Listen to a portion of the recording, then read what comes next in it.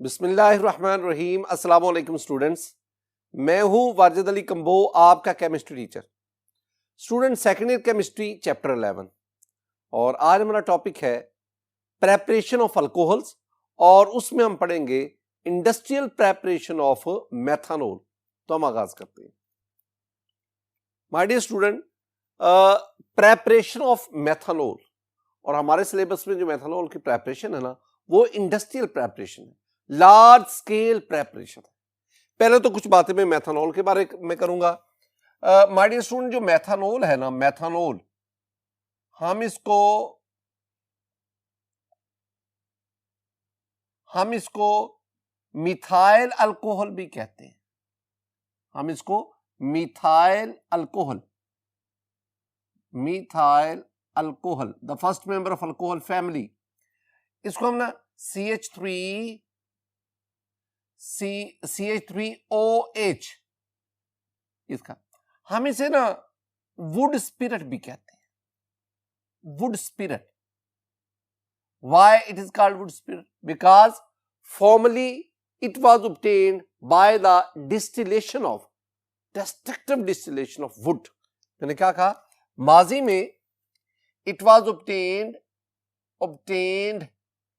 by the distillation, मैं destructive की बात नहीं, मैं distillation लिख देता हूं, destructive distillation of wood। जब वुड लेकर उसको in the absence of air iron retort में 400 डिग्री सेंटीग्रेड तक हीट किया जाता है, तो आपके पास डिफरेंट फ्रैक्शन हासिल होती है। उनमें से एक जो फ्रैक्शन उसकी फर्दर डिस्टिलेशन से आपके पास ये मेथनॉल हासिल होता है। चूंकि ये वुड की डिस्ट्रक्टिव डिस्टिलेशन से हासिल हुआ, लिहाजा it was called would spirit. ये बाज़ दफा आपसे ना स्टूडेंट एमसीक्यू भी पूछा जाता है कि अल्कोहल इज आल्सो कॉल्ड, तो alcohol is also called would spirit. इसको ना एक और नाम भी देते हैं स्टूडेंट, हम इसे ना वुड नेफ्था भी कहते हैं। वुड नेफ्था, तो ये इसके ना मुख्तलिफ नाम है। हम इसको मेथनॉल या मिथाइल अल्कोहल, इन दोनों नामों से पुकारेंगे। माय डियर स्टूडेंट, मेथनॉल इसकी इंडस्ट्रियल प्रेपरेशन, उसके लिए पहले तो इसको ना destructive distillation of would say ही हासिल किया है, लेकिन मौजूदा दौर में जो इंडस्ट्रियल प्रेपरेशन ऑफ मेथनॉल है ना, that is carried out from water gas. आजकल हम इसे वाटर गैस इससे हासिल करते हैं। अब एक बात याद करना कि वाटर गैस से इसका हुसूल, दिस प्रोसेस कॉल्ड, ये इस प्रोसेस का एक नाम है पेटार्ट प्रोसेस कहलाता है। This is also called Patart process, ये याद रखना। My dear student, water gas से सिंथेसिस से पहले वाटर गैस है क्या और हम इसे वाटर गैस क्यों कहते हैं, ये दो बातें। वाटर गैस क्या है my dear student? Water gas, this one is a mixture of, ये याद रखना है, water gas is a mixture of carbon monoxide, this one is a gas, and H2। तो कार्बन मोनोऑक्साइड और H2 का mixture, that is called the water gas. मैंने carbon monoxide कहा है, कार्बन डाइऑक्साइड नहीं। तो कार्बन मोनोऑक्साइड और hydrogen का mixture, this one is called water gas. अच्छा, वाटर गैस क्यों कहते हैं? Because this is obtain when steam is blown over red hot Coke. जब आप स्टीम को रेड हॉट कोक से पास करेंगे, वाटर गैस इज प्रोड्यूस्ड, तो वाटर गैस आपके पास आता है। मसलन आपके पास ये कोक है, रेड हॉट कोक, इससे क्या पास करो? H2O, लेकिन H2O वेरी हॉट स्टीम की फॉर्म में। जब आप H2O वाटर जो स्टीम की फॉर्म है उसको इससे पास करेंगे, you will have CO, carbon और ऑक्सीजन प्लस H2, दोनों गैसेस का मिक्सचर हासिल होता है। इस मिक्सचर को हम क्या कहते हैं? This is called water gas, क्योंकि ये स्टीम वाटर वाटर का रेड हॉट कोक उससे पास करवाने से मिलता है, तो लिहाजा हम इसे वाटर गैस। अब हमने इस वाटर गैस से मेथानॉल उसको कैसे प्रिपेयर करना है, मैं पहले आपके सामने ना इक्वेशन लिखता हूं। स्टूडेंट, मेरे पास ये CO और H2 यानी वाटर गैस है। जब आप वाटर गैस को एक कैटालिटिक टावर में, कैटलिस्ट आपके पास होंगे zinc oxide plus chromium oxide Cr2O3, इनका mixture, this will act as a catalyst, यानी mixture of zinc oxide and chromium oxide, it will act as, this mixture will act as a catalyst. You have 450 degrees centigrade temperature, 450 to 500, and you have 200 atmospheric pressure. My dear student, ये condition याद रखनी है। बाज दफा आपसे ये condition पूछी जाती है, बाज दफा आपसे ये कैटलिस्ट की नेचर पूछी जाती है कि इंडस्ट्रियल प्रिपरेशन मेथनॉल में आपका कैटलिस्ट कौन सा है, और ये टेम्परेचर क्या है, और इसमें एटमॉस्फेरिक प्रेशर क्या है। अगर आप इन वाटर गैस को इन कंडीशन के तहत डील करेंगे तो आपके पास ये मेथनॉल में कन्वर्ट होगा, CH3OH, मेथनॉल, यही हम बनाना चाहते हैं। अब ये जो मैंने रिएक्शन लिखा, जिसके जरिए आपने मेथनॉल को प्रिपेयर किया इंडस्ट्रियल स्केल पर, इसका प्रोसीजर क्या है, इसको हम कैसे परफॉर्म करते हैं, जरा उसको देखिए। माय डियर स्टूडेंट, प्रोसीजर में कुछ पॉइंट्स हैं जो मैं आपको याद करवाता जाता हूं, साथ ही साथ मैं एक स्कीम के तहत भी चीजें आपको याद करवाने की कोशिश करता हूं। देखिए, प्रोसीजर में पहली बात, अ mixture of carbon monoxide and hydrogen, जिसे मैं बार बार वाटर गैस कहता हूं, इज प्योरिफाइड। यानी पहला काम आपके पास क्या है, पहला आपके पास ना इधर से ये वाटर गैस, आई मीन कार्बन मोनोऑक्साइड और हाइड्रोजन दोनों का मिक्सचर गया, this one is gas purifier. अगर इस मिक्सचर ऑफ गैसेस में कोई डस्ट पार्टिकल है, कोई इंप्योरिटीज है, अदर गैसेस है, वाटर वेपर्स है, तो क्या करता है ये गैस प्योरीफायर, इन तमाम इंप्योरिटीज को वाटर गैस से सेपरेट करता है। तो पहला काम आपने क्या करना है, पहला purification of water gas by gas purifier, तो गैस प्योरीफायर की मदद से वाटर गैस की प्योरिफिकेशन। दूसरा काम स्टूडेंट, इट इज कंप्रेस्ड, यानी वाटर गैस जो प्योरीफायर है अब प्योरीफाई हो चुकी है, तो purified water gas is compressed under a pressure of 200 atmosphere.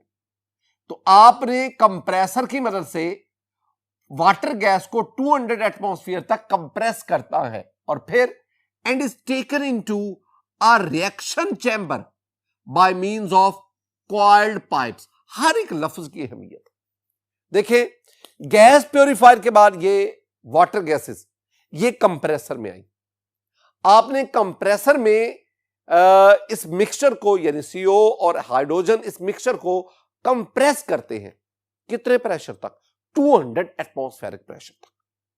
अब ये जो हाईली कंप्रेस्ड वाटर गैस है, अब इसको रिएक्शन चैम्बर तक हमने पहुंचाना है bye means of coiled pipes. Coiled pipes का काम क्या है, coiled pipes retain the compression of the mixture of gases. coiled pipes ये कंप्रेशन को, ये जो कंप्रेस आपने किया, कंप्रेशन को बरकरार रखता है।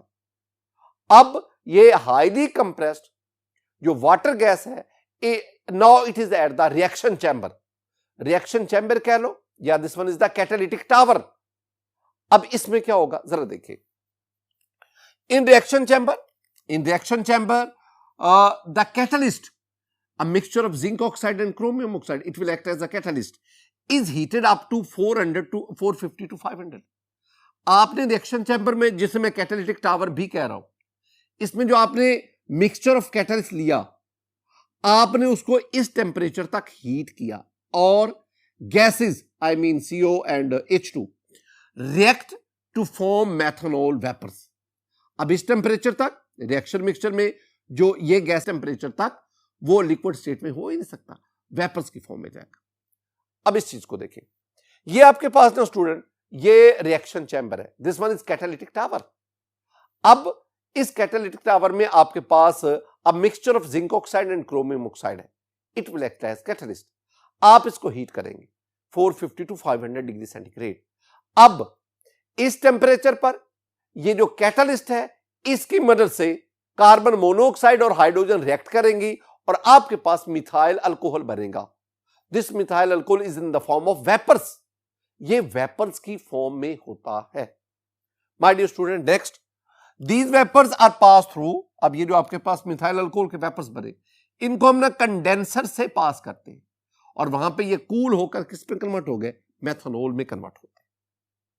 अब जरा इसमें देखिए माय डियर स्टूडेंट, ये these are methanol vapours. Now they are pass through the condenser.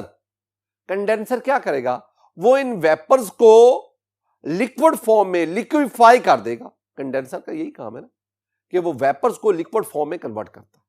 जब लिक्विड फॉर्म में कन्वर्ट करेगा, now you have liquid methanol. लेकिन यह एक बात याद रखनी है, अब ना सारी की सारी कार्बन मोनोऑक्साइड और हाइड्रोजन गैस ये सारी की सारी रिएक्ट करके मेथनॉल में कन्वर्ट नहीं हुई। कुछ कार्बन मोनोऑक्साइड और हाइड्रोजन ये अनरिएक्टेड फॉर्म में भी रहती है। जब आप कंडेंसर पे मेथनॉल के वेपर्स को कंडेंस करते हैं ना, तो मेथनॉल तो लिक्विड स्टेट में आ जाती है, लेकिन कार्बन मोनोऑक्साइड और hydrogen very low boiling point की वजह से ये वेपर्स फॉर्म में गैसियस स्टेट में ही रहती है। इसका मतलब है now you have liquid methanol और इसके ऊपर you have gaseous carbon monoxide and hydrogen. अब क्या होगा स्टूडेंट, अब the unreacted gases, I mean carbon monoxide and hydrogen जो अनरिएक्टेड है, are recycled through compressor to the reaction chamber. अब क्या होगा, आपके पास ये जो मेथनॉल है ये तो लिक्विड फॉर्म में सेपरेट होता जाएगा, लेकिन जो अनरिएक्टेड गैसेस है कार्बन मोनोऑक्साइड और हाइड्रोजन, वो ये ऊपर से दोबारा कंप्रेसर में जाएंगी और वो फ्रेश वाटर गैस उसके साथ मिलकर ये दोबारा रिएक्शन चैम्बर, और इस तरह दोबारा ये रिएक्शन होता है। माय डियर स्टूडेंट, ये मेरे पास था, this one is the procedure through which we prepare methanol on industrial scale. मैं कुछ बातें ना मेथनॉल से रेलेवेंट कुछ बातें आपके साथ, यानी यू में से प्रॉपर्टीज ऑफ मेथनॉल। मेथनॉल की प्रॉपर्टीज में पहली बार याद रखना कि this one is it is a colourless liquid and boiling point is 65 degree centigrade. और दूसरी बात याद रखना, it has sharp wine like odour and burning taste. तीसरा point, it is miscible with water in all proportion, यानी पानी के साथ आप उसको हर लिहाज से मिक्स कर सकते हैं। एक बात बहुत इंपॉर्टेंट है माय डियर स्टूडेंट, जब आप वाटर और मेथनॉल दोनों को मिक्स करेंगे ना, तो मिक्सचर का वॉल्यूम कंपोनेंट लिक्विड के वॉल्यूम से कम होगा। मसलन आपके पास ये 50 सेंटीमीटर क्यूब मेथनॉल है, 50 सेंटीमीटर क्यूब वाटर है, दोनों लिक्विड है। अब जब आप मिक्स करेंगे ना, अब आप एक्सपेक्ट कर रहे हैं कि सॉल्यूशन का मिक्सचर 100 सेंटीमीटर क्यूब होगा, क्योंकि 50-50 आपने दोनों लिक्विड लिए थे। लेकिन ऐसा नहीं है, सॉल्यूशन का वॉल्यूम 100 सेंटीमीटर क्यूब से कम होता है, कम होगा। वजह बहुत सिंपल है, सॉल्यूशन की फॉर्म में वाटर और मेथनॉल के दरमियान स्ट्रॉन्ग हाइड्रोजन बॉन्डिंग होती है, और उस हाइड्रोजन बॉन्डिंग की वजह से वाटर और मेथनॉल के मॉलिक्यूल मजीद करीब हो जाते हैं, और करीब होने की वजह से सॉल्यूशन में इनका वॉल्यूम कम हो जाता है। एक और चीज स्टूडेंट आपसे में बिठाएंगे कि ये जो मेथनॉल है, it is inflammable and its vapours forms explosive mixture with air.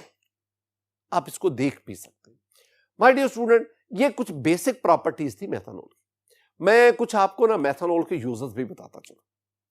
Methanol जो है ना, methanol is used as solvent for fats, oil, paints, varnishes, celluloids and glue and many more. एक और भी बात, methanol is used in dry cleaning. ये जो dry cleaning है इसमें मेथनॉल यूज होता है। It is used as an antifreeze in car radiators.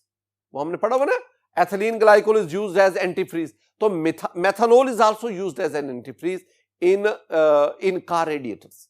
Similarly methanol जो है, methanol it is used as a starting material. ये स्टार्टिंग मटेरियल के तौर पर इस्तेमाल होता है बहुत सारे।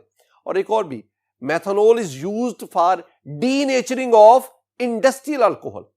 ये डीनेचुरेशन में भी इस्तेमाल होता है। अब ये डीनेचरिंग क्या होता है, ये हम अगले लेक्चर्स में जाकर स्टडी करेंगे। माय डियर स्टूडेंट, एक बात और भी, वो आपको बुनियादी तौर पे मद्देनजर रखनी चाहिए। वो क्या कि व्हेन टेकन इंटरनली, ये मेरी बात को ज़हन में बिठाना है, when taken internally it acts as poison causing blindness and even death. ये जो मेथनॉल है ये इंतहाई खतरनाक है। अगर आप इसको इनहेल करेंगे, अगर आप इसको यानी पी लेते हैं, अंधेपन का बायस बनेगी, और अगर ज्यादा कंसंट्रेशन में ले ली तो ये मौत का बायस भी बनती है। तो ये एक इंडस्ट्रियल सॉल्वेंट के तौर पर ज्यादातर इस्तेमाल होता है। माय डियर स्टूडेंट, आज के इस लेक्चर में हमने इंडस्ट्रियल प्रिपरेशन ऑफ मेथनॉल और फिर मैंने आपके जनरल नॉलेज के लिए मेथनॉल के कुछ प्रॉपर्टीज और उसके यूजेस आपके साथ डिस्कस किए। मेरी दुआ है कि अल्लाह ताला आप पर अपना फजल फरमाए, अल्लाह ताला आप पर अपना करम फरमाए। अस्सलामु अलैकुम व रहमतुल्लाह।